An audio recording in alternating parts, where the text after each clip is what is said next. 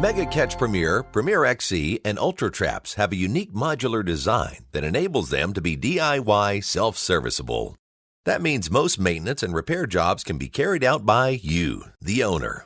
Whether it's replacing the fan, LCD module, or control box, we'll guide you through the process step by step. However, you might also find it helpful to refer to the worksheets, which can be downloaded from our online workshop at megacatch.com/workshop.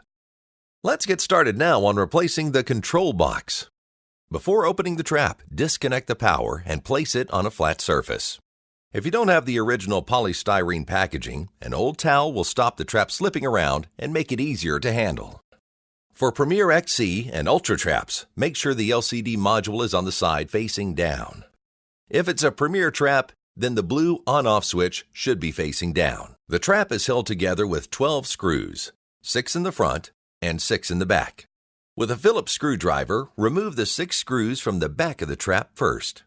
Now, turn the trap over and remove the 6 remaining screws. Carefully lift the front half of the trap away from the back half.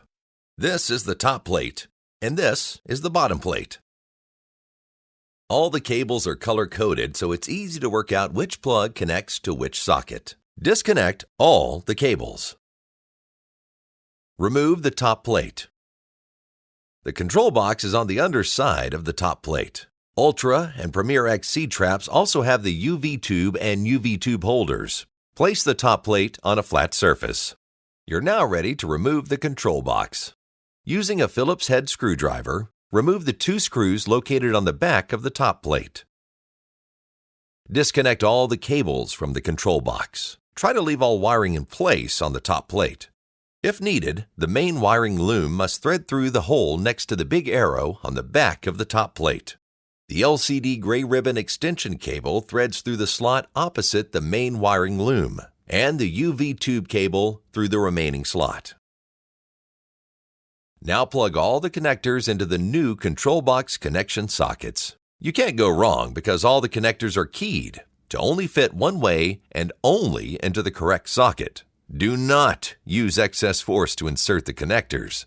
Attach the control box to the top plate. To do this, align the small arrow on the control box with the small arrow on the top plate. Once it's correctly in place, secure it with the 2 screws that you removed earlier. You are now ready to reinsert the top plate into the back half of the trap. Insert the top plate, and when easing the top plate into position, make sure that the fan and heater cables are in the side slot of the top plate. The green dots should line up. Reconnect all the cables. If you have an Ultra Trap, you'll also need to reconnect the yellow CO2 solenoid cables. Congratulations! You're now ready to reassemble your trap. Reposition the rubber seal in the groove around the top of the trap if necessary. With the top and bottom plates in place, replace the front half of the trap. Make sure that each plate slots into the locating ribs. Line up the 12 screw holes. Now replace and secure the screws, making sure not to over-tighten them. You're done. You can now connect the power and test the trap.